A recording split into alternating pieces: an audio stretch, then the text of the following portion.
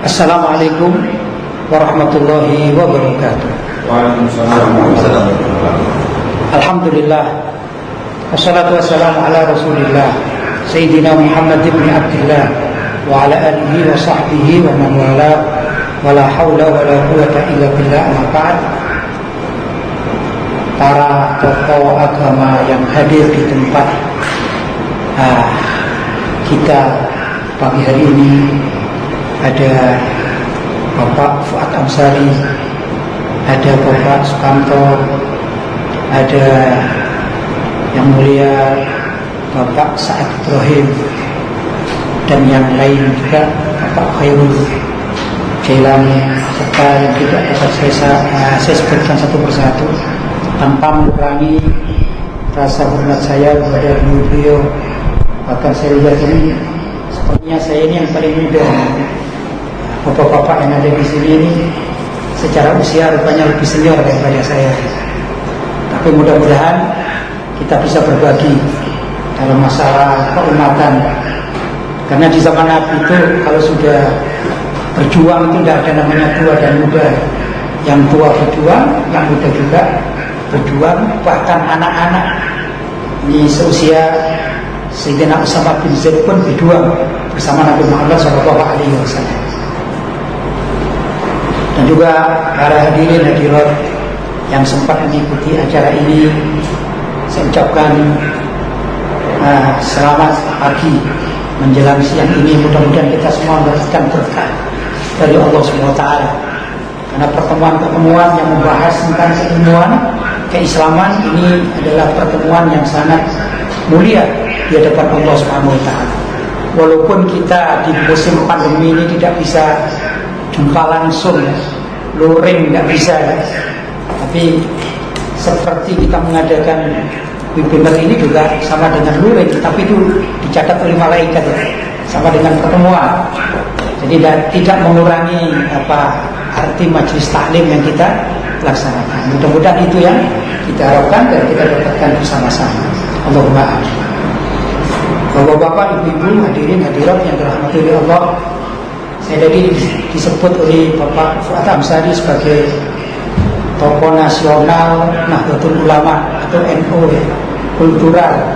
Padahal saya masih tertulis Pak sebagai struktural, walaupun tingkatnya kecamatan.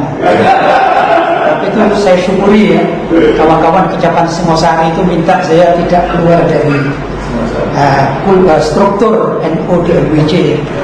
Cuma ya gitu, karena saya sering di masjid-masjid beberapa tempat, kalau diundang 10 kali itu datang sekali sudah luar biasa. Ya karena tugas yang tidak harus kan orang menjabat sebagai seorang menjadi struktur itu kemudian harus kantor terus kayak gitu ya. Nah, seperti begitulah di zaman ulama-ulama itu zaman dahulu kala.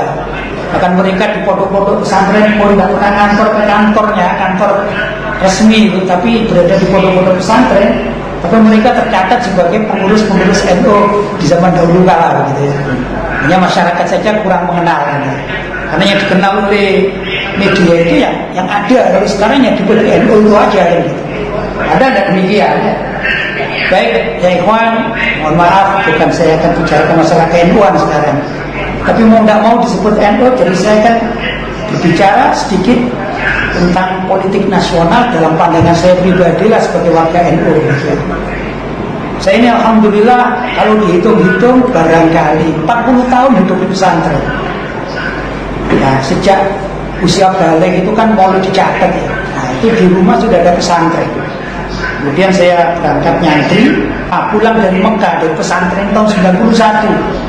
Kalau dihitung sekarang sudah 29 tahun, ditambah waktu di rumah ya praktis 40 tahun. Jadi saya sangat hafal dunia pesantren. Nah, yang ingin saya sampaikan tentang tema dengan dunia pesantren, ini pesantren NU ya.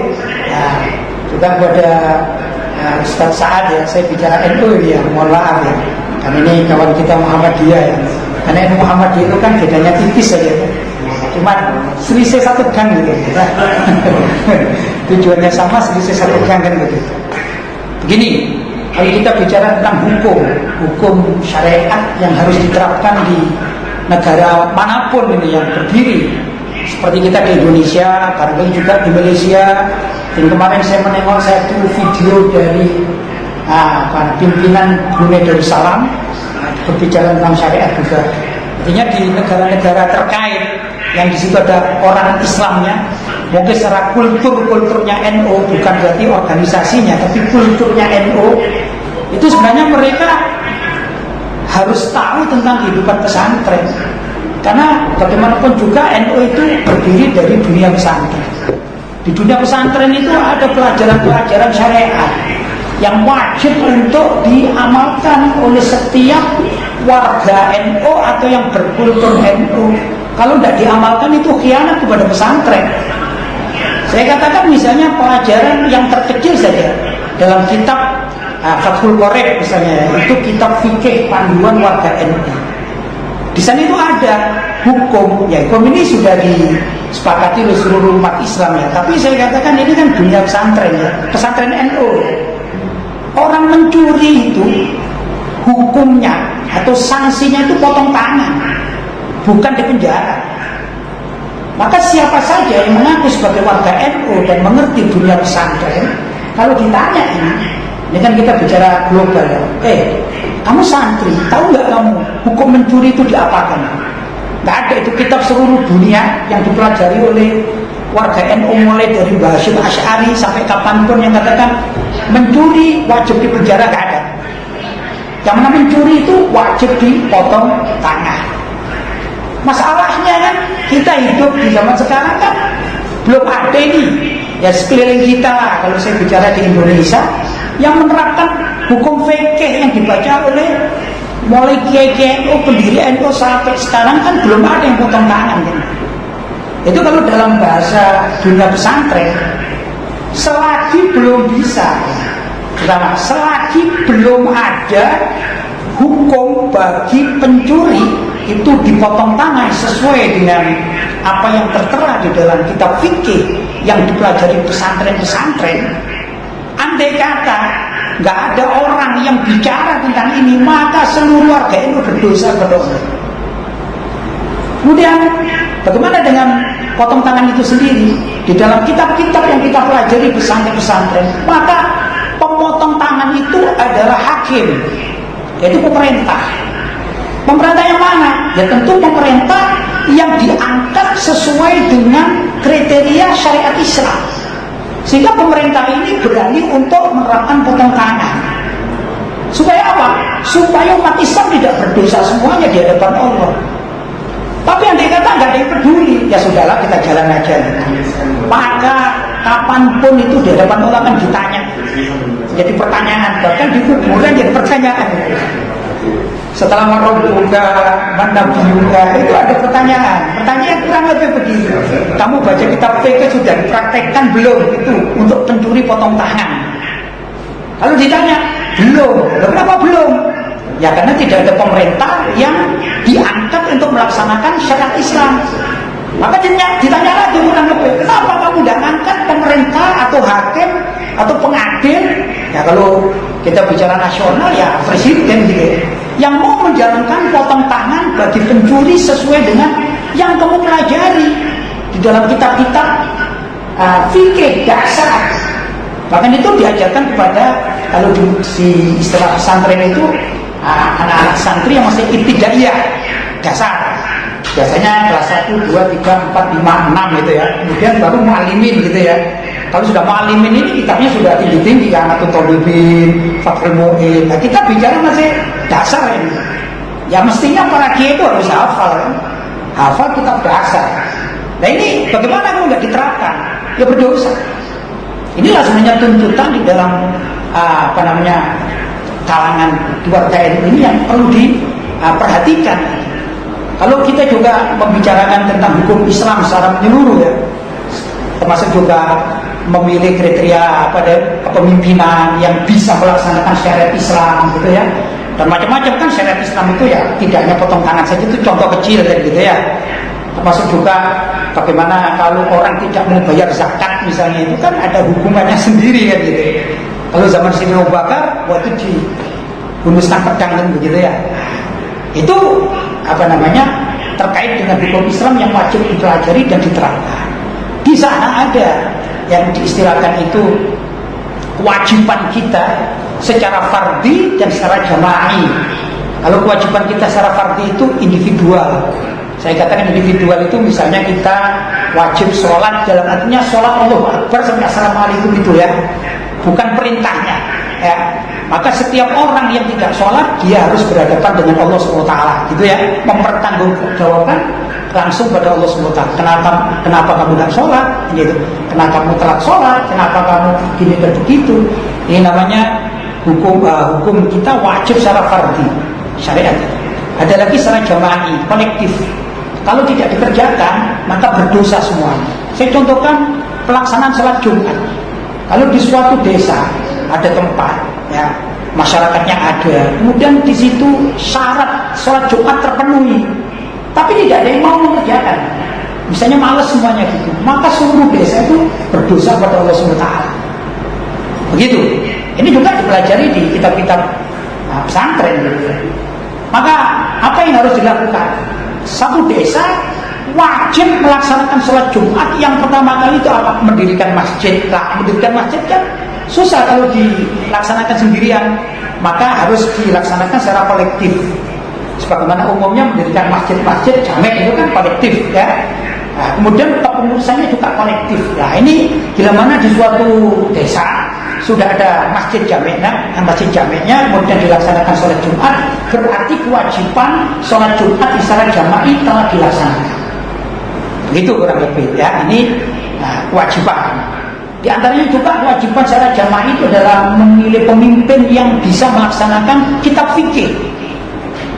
Ini kan saya mohon maaf ya, nanti kajian dari kawan-kawan Muhammadiyah juga tentu ada yang lain kan gitu. Tapi saya murni akan menyampaikan apa sih pandangan orang-orang seperti saya yang hidup di pesantren 40 tahun gitu ya. Jadi sudah hafal sekali lika-likunya.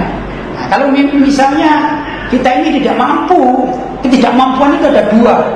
Tidak mampu itu karena memang tidak memungkinkan, tapi kita sudah berjuang. Misalnya kita ingin mendapatkan hakim pengadil di Indonesia ini untuk melaksanakan potong tangan. Kita sudah menyampaikan di beberapa tempat. Maka itu oleh Allah SWT dianggap bahwa orang ini sudah berjuang tapi belum berhasil. Ini tidak berdosa. Ya, hukumnya tidak berdosa. Tapi kalau tidak peduli, Pak, ya sudahlah. Yang penting saya baca, saya tamat. Yang paling ringan itu misalnya Safinatun Najah, itu kitab fikih. Kemudian Fathul Qorib, naik lagi seperti Fathul Mu'in, ya Utolibin gitu ya. Yang paling kecil saja itu dikatakan, kalau kamu tidak mau menyampaikan, tidak mau memperjuangkan suatu kepemimpinan gitu ya, atau pemerintahan yang tidak mau menerapkan kitab-kitab kecil ini, maka kamu berdosa pada Allah. Sampai kapan? Sampai kamu mau memperjuangkan. Tapi yang jadi masalah ini kawan-kawan saya sebagian itu begini. Kalau sekarang ya, kalau dulu saya mau maaf ini kakek saya namanya Alwi. Kakek Alwi itu menjadi anggota konstituante atau DPR zaman dahulu, wakil NU Jawa Timur. Berarti apa? Berarti beliau sudah memperjuangkan apa yang ada dalam kitab-kitab tersebut ya, yang saya tahu. Akhirnya yang menurun pada saya, jadi berbicara tentang syariat kan gitu ya. Nah, kalau seperti itu ya tidak berdosa. Walaupun di Indonesia belum berhasil untuk menerapkan syariat Islam secara legal formal. Tapi yang jadi sedih kalau sekarang ini begini, ada kawan-kawan saya di PNU-an itu sudah jadi bupati kadang-kadang, mungkin juga jadi gubernur, mungkin suatu saat jadi presiden juga ya. Tapi tidak mau mengangkat tema bahwasanya kitab Safinatun Najah atau Fathul Qorib atau Fathul Mu'in atau yang lain-lain. Kenapa tidak diterapkan sebagai salah satu sumber hukum bagi undang-undang di Indonesia? Itu kan kewajiban. Dan kalau kita di pondok, kita mengajarkan para santri, katakan, kamu wajib ya, gini kamu wajib. Tapi begitu bab jinayat, bab hukum dan sanksi, ini kok saya belum pernah mendengar ya gitu ya. Tokoh-tokoh saya sendiri gitu ya. Kan sedih. Berarti apa? Berarti tidak mau melaksanakan kitab fikih yang dipelajari di pesantren yang dibangunnya. Nah, ini kan namanya kalau di dalam kitab salaf gitu ya. Ada syair yang mengatakan walimun bi'ilmihi lam ya'malan mu'adzabun min qabli hubbatil wazan. Walimun, orang yang mengerti bi'ilmihi, dengan ilmunya, lam ya'malan, tidak mau mengamalkannya. Ya, saya katakan misalnya kita tanya, Pak, atau mungkin juga kiai, mungkin ya, Ustaz, kiai, Gus, kamu tahu enggak di dalam kitab fikih orang mencuri itu dipenjara atau potong tangan? Pasti kalau jujur jawabannya potong tangan. Berarti alimun, dia alimun bi'ilmihi, tapi lam ya'malan, tidak mau mengamalkannya, tidak mau peduli. Kalau mengamalkannya dalam taraf memperjuangkannya itu sudah bagus, dan insya Allah mendapatkan pahala dari Allah SWT. Tapi lam ya'malan, tidak mau tahu. Nah, itu bukan urusan saya, ini kan bukan negara Islam. Nah ini kamu pelajari kitab apa ini? Ini kitab fikih.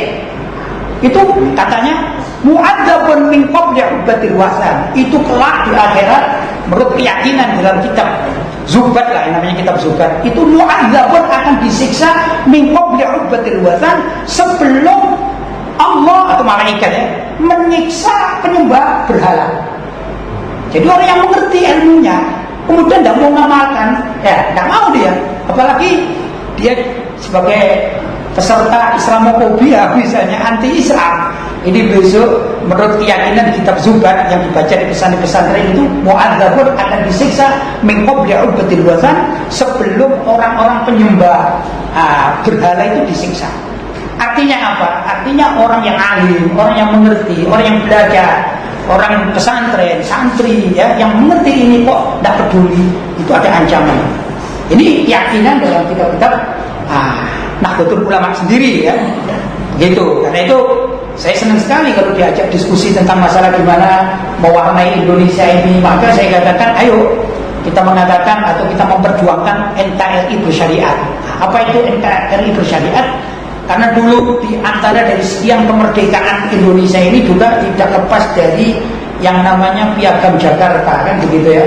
Tidak lepas dari sejarah Piagam Jakarta. Di sana ada 7 kata yang intinya bahwa umat Islam itu wajib melaksanakan syariat menurut keyakinannya masing-masing. Ini kan sejarah, dan itu masih ada, tidak bakalan lepas, sama juga sejarah. Dan di museum-museumnya juga ada. Tinggal bagaimana Piagam Jakarta itu kemudian diperjuangkan secara bersama-sama. Oleh siapa? Ya oleh kawan-kawan kita yang ada di DPR atau di yang menjabat lah, ya, di mana saja lah, baik di gubernuran misalnya atau di mana saja. Baik juga kalau ada kawan kita menjadi presiden, itu juga wajib juga ya, hukumnya wajib. Kalau tidak, besok diancam oleh Allah SWT akan disiksa sebelum penyembah berhala.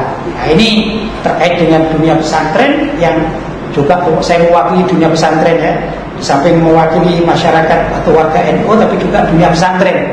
Karena saya kental sekali dengan pesantrenan yang hafal seluk-beluk pesantren itu bagaimana. Bahkan adik-adik kita yang baru masuk sudah mengerti mengerti ilmu lah 2 tahun misalnya, mengaji 2 tahun, itu kalau ditanya tidak ada jawabannya, orang mencuri itu dipenjara, pasti mengatakan dipotong tangan. Begitu. Ini salah satu contoh paling ringan. Fungsinya masih potong tangan itu, kalau menurut kami mengatakan itu termasuk fungsinya adalah hifdzul mal. Apa itu hifdzul mal? Menjaga harta. Milik siapa? Milik masyarakat. Jadi kalau kita di kampung ya, satu kampung itu kan, kita bicara secara umum ya, kemungkinan besar kalau ada pencuri kan satu. Ada pencuri masuk di kampung kemudian mencuri harta milik orang kampung, kan gitu kan. Hifdzul malnya di mana?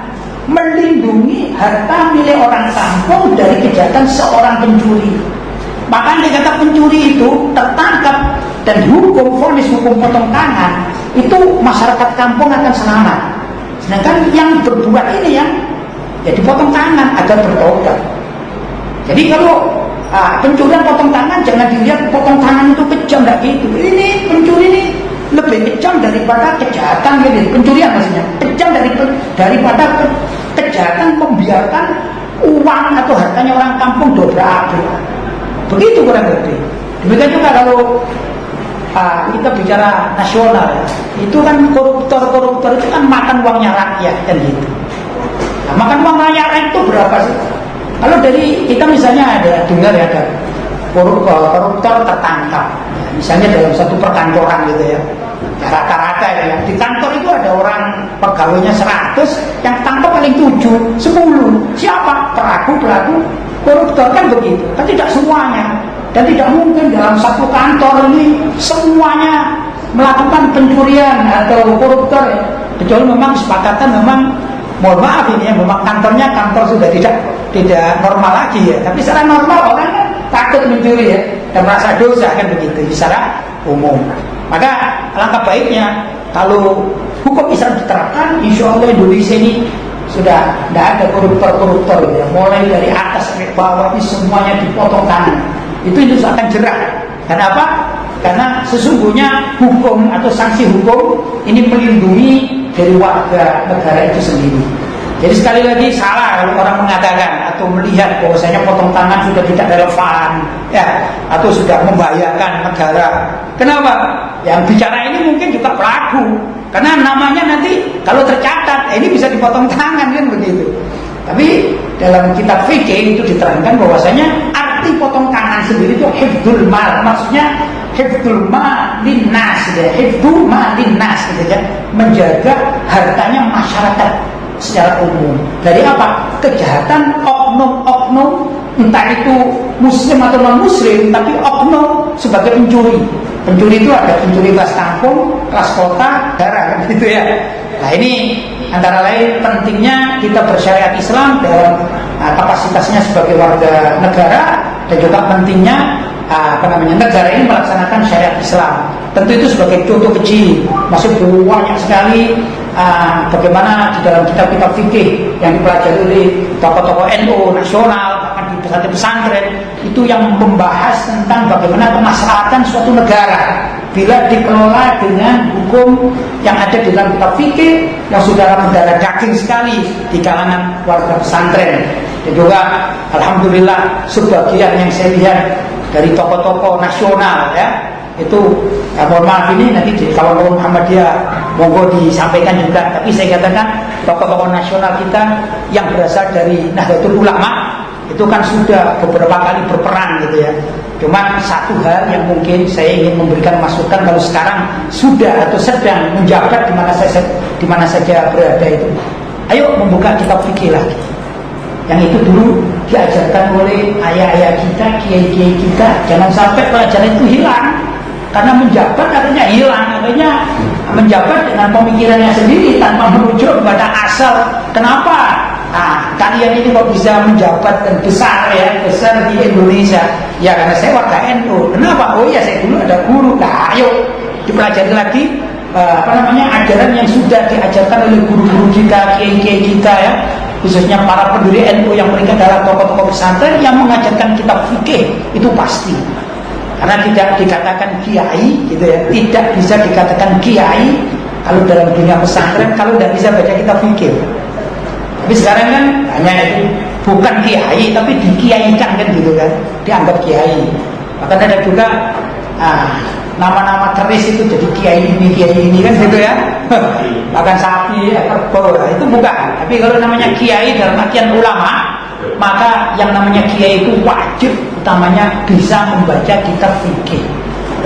Dengan yang sedih saya sendiri mencermati, ada sebagian yang oleh media mainstream khususnya tiba-tiba mendapat julukan kiai. Ini bukan kiai dalam artian sebagai seorang ulama, tapi menitik karir, hanya menitik karir di organisasi.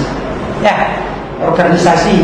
Kalau misalnya di NU itu kan mulai dari yang terkecil terendah itu Ibnu misalnya, kemudian naik lagi berkarir di Ansor misalnya, kemudian berkarir di MBJ ya, kayak saya ini berkarir di MBJ ya, kemudian macet sudah ya, gitu.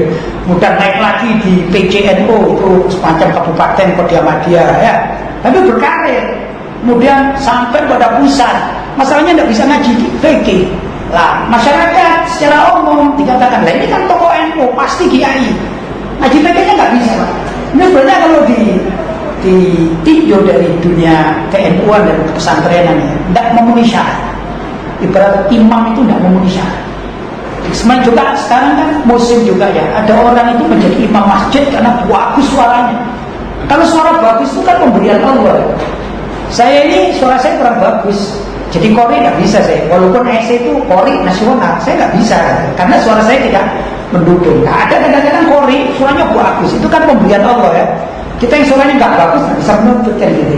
Cuman masalahnya masyarakat. Terkala orang tersebut, mohon maaf, ini menghafalkan Al-Quran kan bagus, ya bagus. Kemudian tiba-tiba diangkat menjadi imam. Kalau menjadi imam, sholat bagus. Karena nggak ada lagi suruh khutbah Jumat. Ini kadang-kadang muskil, karena khutbah Jumat itu kan ada rukun dan syaratnya. Karena nggak pernah ngaji, tiba-tiba dia yang penting ceramahnya bagus, Qurannya bagus, disebut kiai. Tapi kalau ditanya apa rukunnya khutbah, nggak ngerti, nggak tahu. Yang penting saya bisa naik mimbar kan selesai. Nah, ini kan namanya sedih kita ya. Jadi banyaklah kejadian-kejadian semacam itu yang di dalam kaidah fikih dikatakan idza rusidal amru ila ghairi ahli fantadrisa. Apabila suatu masalah itu diserahkan pada yang bukan ahlinya, maka ada dua pemahaman. Fantadrisa, maka tunggu hari kiamat akan dibalas oleh Allah. Yang kedua, fantadrisa dikatakan maka tunggu kehancuran masalah yang diserahkan tersebut. Nah, ini jadi problem kita ya, di masyarakat. Dan ini adanya media ini bagus, tapi kalau media itu tidak dapat di-sharing sedemikian rupa, menjadi bumerang bagi umat Islam. Bapak-bapak dan ibu-ibu, barangkali ini prolog dari saya, mudah-mudahan bisa disambung oleh Ustaz Sa'ad Ibrahim ya, beliau dari kawan kita di Muhammadiyah. Karena saya katakan tadi itu orang NU diharap jadi Muhammadiyah ini sulit Pak. Sama halnya orang Muhammadiyah jadikan orang NU itu sulit Pak. Tapi kalau berkawan, bekerja sama sudah sejak dulu gitu ya dah. Nah, itulah kita bisa bekerja sama. Mungkin tidak perlu mengajak saya jadi Muhammadiyah gitu ya Ustaz Sa'ad ya.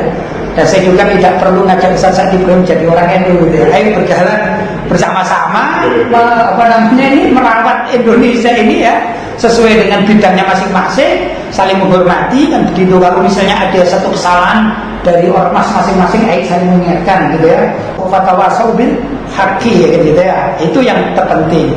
Tidak perlulah misalnya memaksa-maksa kehendak kan tidak perlu ya. Tapi kalau kita bisa berjalan bersama-sama dengan mana saja lah kelompok-kelompok Islam di Indonesia ini, alangkah baiknya. Karena kelompok-kelompok Islam itu semuanya punya eksistensi di dalam memperjuangkan keislaman. Ada kawan kita misalnya Dewan Dakwah, Al-Irsyad, Front Pembela Islam dan lain sebagainya itu mereka punya dakwah masing-masing. Adapun setiap kita pasti punya hal yang benar tapi juga yang salah. Dalam setiap orang itu ada yang benar dalam dirinya dan juga ada kesalahan. Yang kesalahan kita minimalisir kan gitu ya, untuk melihat kawan-kawan yang lain. Sedangkan yang benar, yang disepakati seperti tadi saya yakin 100% kawan-kawan Muhammadiyah sepakat orang mencuri potong tangan. Itu hukum asli karena bermula dari Al-Quran kan ya. Jadi asli dasarnya itu kan. Saya pernah sebagai penutup saya pernah ditanya sama beberapa kawan, loh kok sampean itu senangnya NKRI bersyariat, syariat mana yang disepakati? Ya ada yang dipakai syariat NU lah, syariat Muhammadiyah lah, Dewan Dakwah lah, FPI lah dan lain sebagainya. Saya katakan syariat yang disepakati bersama. Kalau dalam hukum jinayat, aku sanksi hukum ya seperti potong tangan tadi itu bagi pencuri itu kan sepakati semuanya. Ya, orang membunuh juga harus dibunuh oleh pengadilan, bukan oleh kita, bukan oleh masyarakat, oleh pengadilan. Itu kan sepakati. Nah, ini yang harus kita kita perjuangkan bersama-sama yang belum ada di Indonesia. Tapi saya katakan Indonesia ini tidak anti sekali dengan syariat. Buktinya urusan haji kan diurusi pemerintah Pak. Mulai dari zaman dahulu, yang itu karena ada dananya atau gimana, yang jelas urusan haji itu kita tidak bisa berangkat haji mandiri kan, secara umum tidak bisa. Ya dah, harus lewat pemerintah dengan berbagai macam pertimbangan. Kedua, menentukan hari raya Idul Fitri dan Idul Adha. Saya nggak tahu juga motivasinya apa, nggak tahu. Mungkin karena ini liburan bersama juga, nggak tahu ya.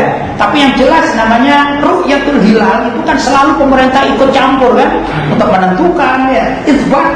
Berarti apa? Sekian dari syariat Islam sudah diadopsi oleh pemerintah kita mulai zaman dahulu kala.